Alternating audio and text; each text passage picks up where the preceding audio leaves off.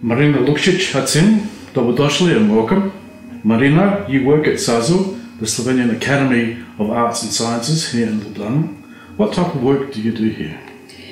Točneje povedano delam na znanstveno-raziskovalnem centru Slovenske akademije znanosti in umetnosti, ki je samostojna inštitucija, akademija pa je soustanoviteljica.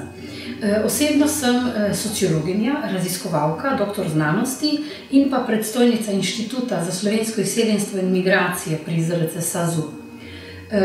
Moje področje, poleg predstojništva, ki je seveda predvsem menedžersko, delo v smislu tako finančne, pridobivanje financ za preživetje inštituta kot organizacijski vidik in pa tretji, najpomembnejši, to je pa vsebinski vidik, ki je vezan v rečemo 60% na temo življenja Slovencev po svetu.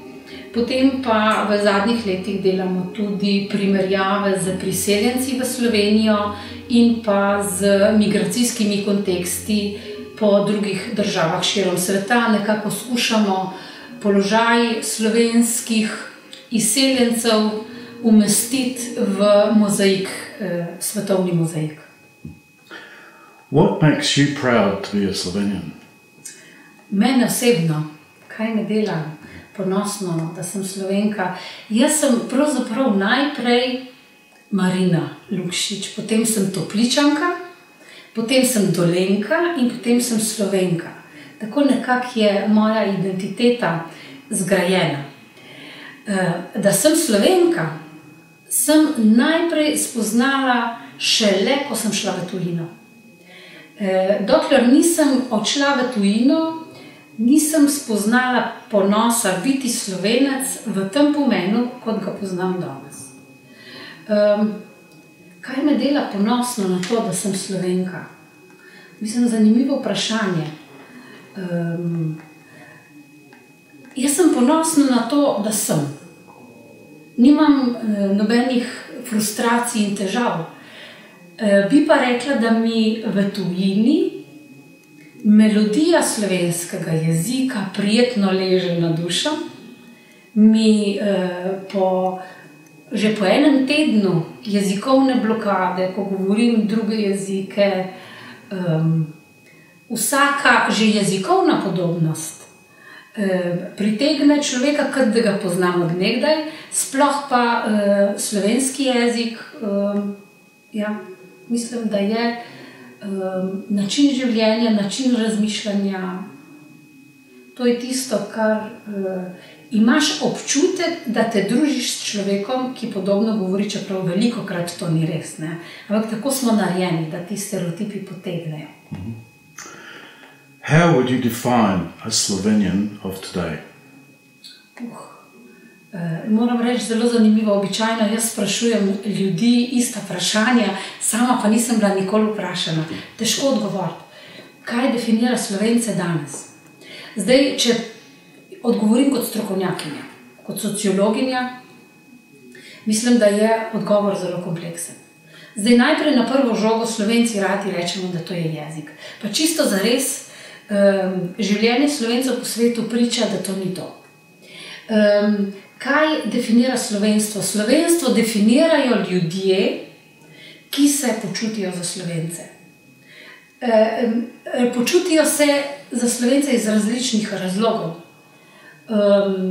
Če pogledamo situacijo v prekomorskih državah, kjer imamo opravka s potomci 4., 5. generacije, mladi svojo identifikacijo doživljajo v povezavi z različnimi simboli. In to največkrat ni več jezik. Pogosto je to, naj si bo melodija otroštva, naj si bo hrana, ki jim obuja neke družinske spomine. Se pravi, simboli so različni, vedno je pa to toplo, slovensko, med Slovenci po svetu vezano na prijetne občutke, prijateljstev, sorodstev, bližine, na te emocionalne mreže, ki jih človek potrebuje, da se v življenju počuti varnega. How is a Slovenian different to a German and to Italian and to an English and American? How is a Slovenian person different to those people? Zdaj vam bom pa svoje predsodke o Nemcih, Italijanih in ostalih opisovala. Jaz mislim, da pravzaprav smo Slovenci ljudje tega majhnega prostora na prepihu. Slovenija je obmejni prostor v celoti. In na našem prostoru se je prekrižala ta romanska mehkoba in znati uživati v življenju z germansko trdoto, redom in disciplino. Tako da bi rekla, da v primerjavi z Nemci znamo delati, hkrati pa znamo tudi biti 100% v prostem času. Znamo si tudi kaj privoščiti in imamo malo te italijanske ležernosti, mediteranske ležernosti. Tudi pogosto recimo tujci, ki prihajajo v Slovenijo, pravijo, da jim je všeč ta mešanca, da znamo po eni strani delati, po drugi strani pa znamo tudi uživati. To seveda so vsi predsodki pozitivni, moji predsodki o slovenstvu, ali pa bom rekla pozitivni stereotipi. Zdaj Američanov ne poznam tukaj, da bi rekla, ne? Ampak mislim, da smo po mojih predstavah bolj socialni, no? Solidarnostni, da imamo da tega liberalizma, kot ga imajo Američani v Sloveniji, še vseeno nimamo. Ta občutek socialne države in njenega pomena, mislim, da pri nas kljub vsemu je še ostal.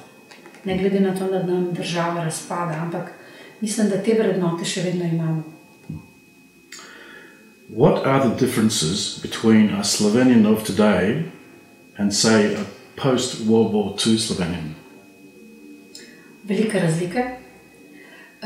Upam, da se ne motim. Mislim pa, da Slovenci postajamo bolj odprta in demokratična družba. Jaz mislim, da je Slovenija včasih bila zelo trdo avtoritarno okolje. Ne samo v javnem prostoru, političnem, ampak tudi v družinskem življenju. Če pomislimo na način, kako so včasih vzgajali otroke, če pomislimo na to, kakšni so bili včasih odnosi med možem in ženo, kako avtoritarne sheme so rezale naše odnose po vseh raznolikostih, ki danes veljajo za enakopravne, so včasih v Sloveniji ti odnosi bili zelo avtoritarno urejeni s tem, da se je manjšini dalo podrejen status. Naj si bo v smislu verske raznolikosti, spolne raznolikosti, spolne usmerjenosti, starostnih razlik, mlad-star, etničnosti. In jaz mislim, da Slovenija se postopno demokratizira in mislim, da ta alkoholna tradicija slovenskega okolja se postopno z generacijami presega. Čeprav danes recimo moja generacija govori, ja, ta mladina, pa pijejo, pa če iskreno, pa so nasilni. Če iskreno gledam razmerje, ko sem bila jaz majhna, ko sem bila jaz otrok, mislim, da smo bili otroci med sabo veliko bolj nasilni, kot so nasilni vrstniki mojih otrok.